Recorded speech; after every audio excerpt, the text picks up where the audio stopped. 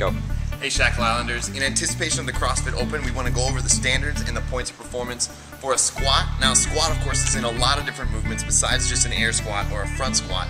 It's in things like thrusters, wall balls, really bad box jumps, cleans, or squat cleans. Any of those movements are going to require these same sorts of standards that we're about to go over in our front squat.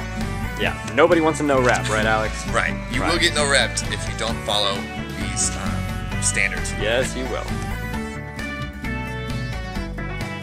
As messy as your squat may be, it will still count if you go from full extension. So notice Alex is standing tall. If you drew a line from his shoulder to his hip to his knee to his ankle, it'd be a 180-degree line. He's going to squat. And hold it, Alex. What we're looking for is this line at the crease of the hips, right? This is your hip crease. To the top of your knee is at least parallel to the ground. So you can see here that Alex is below parallel. It is not the line under your hamstring. It is not the line from your hip joint to the center of your knee joint. It's the line along the top of your thigh. So there you can see Alex exploring the kind of parallel realm there, and come on up. When he stands tall. Notice his hips came all the way forward. Chain a few together there, Alex. Good, full depth and full extension. Nice, good, dramatic hip thrust there. It counts. Yeah, Alex has a great hip thrust, don't we all agree?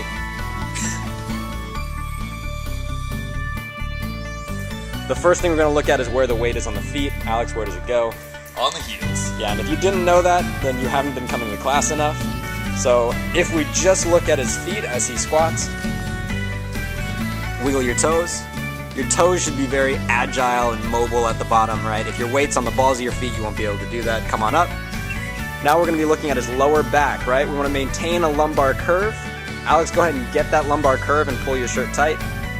You see a nice S shape on his spine. You're going to stick his booty back, go into the squat, and maintain that lumbar curve. What happens to your head? It's neutral. Head is neutral. Go ahead and show us a neutral head. Good. Put those arms high. Nice. Yep. It doesn't really matter what you do with your arms. Some people like to throw them up. Right. Come on up. We initiate the movement with the butt heads back, then down. Right, shuts the car door with his butt, goes down, comes back up. The last thing to slot into place is his butt. He gets full depth, just like we saw. The knees should translate directly over the foot. Go ahead. Notice he's pressing them out hard. They stay in line with the foot. So remember those points of performance. Come to class early and practice. Ask your coaches, which would be Alex, Wade, and Connor, for advice on how to improve your range of motion. Practice at home. And remember that these standards of movement will apply to a lot of different things. All your types of squats, thrusters, wall balls, squat cleans, all that jazz.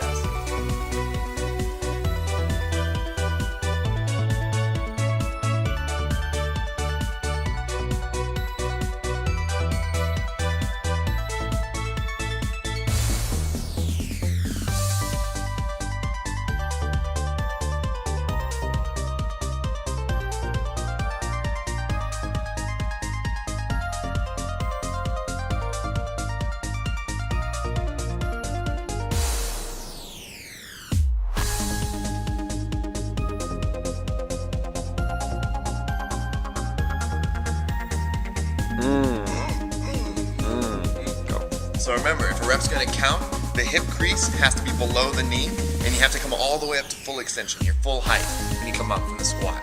Also, memorize these points of performances. You're doing yourself a disservice if you don't have them memorized, and you're going to get a lot of no reps in this competition. And also come early and practice this sort of stuff. Come early and practice this sort of stuff. Wade, Connor, and I are definitely here to give you more exercises to practice your range of motion, and so that you can do it home to help you get these more comfortable. So, see you in class. There is no try. Good squats you have.